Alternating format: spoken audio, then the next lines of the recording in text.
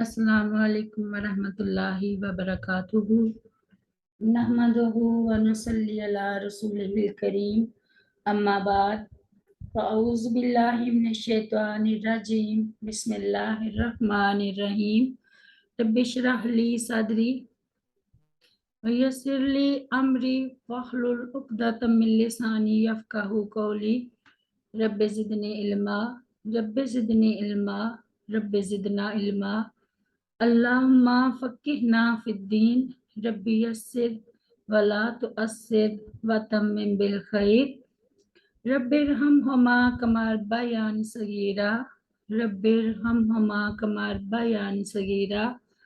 رب ارحمہما کما ربیانا صغیرا۔ آج ہم سورۃ الانعام کی آیت نمبر 160 سے پڑھیں گے انشاءاللہ۔ بسم اللہ الرحمن الرحیم۔ من جو شخص جاء لائے گا بالحسناتی ایک نیکی فلاح تو اس کے لیے عشر امثالہا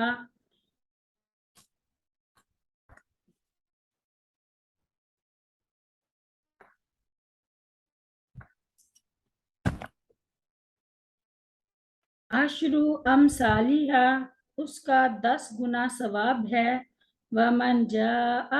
اور جو شخص لائے گا بالسیئاتی ایک برائی فلا یجزا تو نہیں وہ سزا دیا جائے گا الا مگر مثلہا اس کے مثل ہی وہم اور وہ لا یظلمون نہیں ظلم کیے جائیں گے۔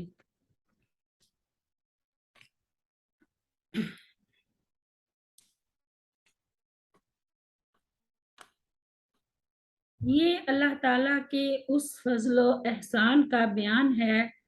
جو اہل ایمان کے ساتھ وہ کرے گا کہ ایک نیکی کا بدلہ 10 نیکیوں کے برابر عطا فرمائے گا۔ یہ کم از کم اجر ہے، ورنہ قرآن اور احادیث دونوں سے ثابت ہے کہ بعض نیکیوں کا اجر کئی 100 گنا بلکہ ہزاروں گنا تک ملے گا، اور جن گناہوں کی سزا مقرر نہیں ہے اور اس کے ارتکاب کے بعد اس نے اس سے توبہ بھی نہیں کی یا اس کی نیکیاں اس کی برائیوں پر غالب نہ آئیں یا اللہ تعالیٰ نے اپنے فضل خاص سے اسے معاف نہیں فرمایا تو پھر اللہ تعالیٰ ایسی برائی کی سزا دے گا اور اس کے برابر ہی دے گا۔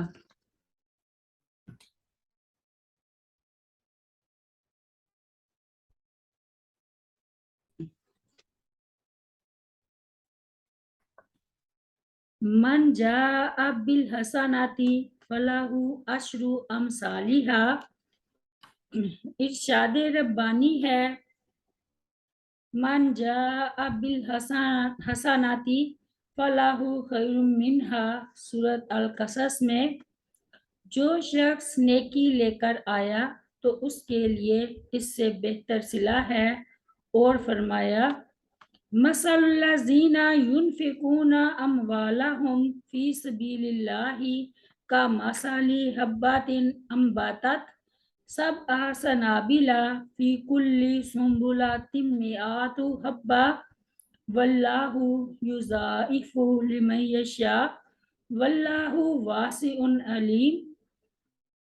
سورۃ البقرہ میں اللہ تعالیٰ فرماتا ہے ان لوگوں کی مثال جو اپنے مال اللہ تعالیٰ کے راستے میں خرچ کرتے ہیں ایک دانے کی مثال کی طرح ہے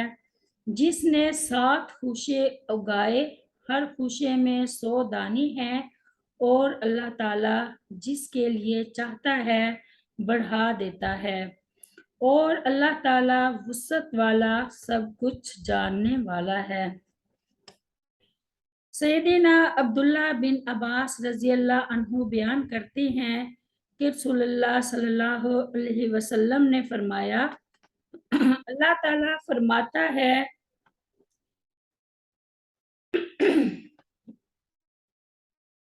بے شک تمہارا رب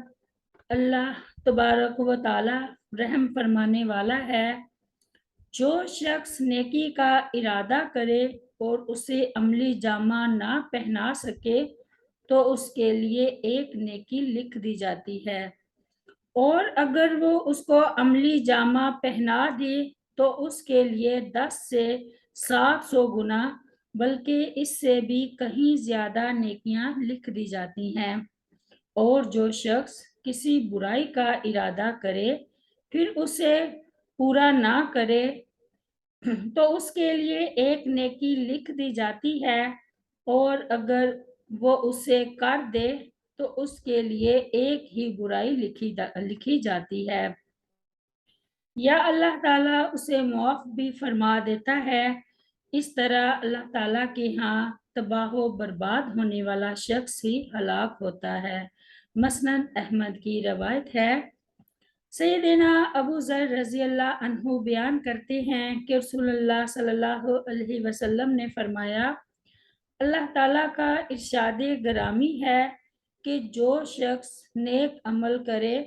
تو اسے 10 گنا بلکہ اس سے بھی زیادہ ثواب ملتا ہے، اور جو شخص کوئی برا عمل کرے تو اسے اس کے برابر ہی گناہ ملتا ہے، یا میں اسے معاف کر دیتا ہوں۔ اگر کسی نے زمین بھر گناہ کیے پھر مجھے اس حال میں ملا کہ وہ میرے ساتھ کسی کو شریک نہ بناتا ہو تو میں اس کے لیے اتنی ہی مغفرت کا سامان کر دیتا ہوں، جو ایک بالشت میرے قریب آئے میں ایک ہاتھ اس کے قریب ہو جاتا ہوں، جو ایک ہاتھ میرے قریب ہو جائے میں دونوں ہاتھوں کے برابر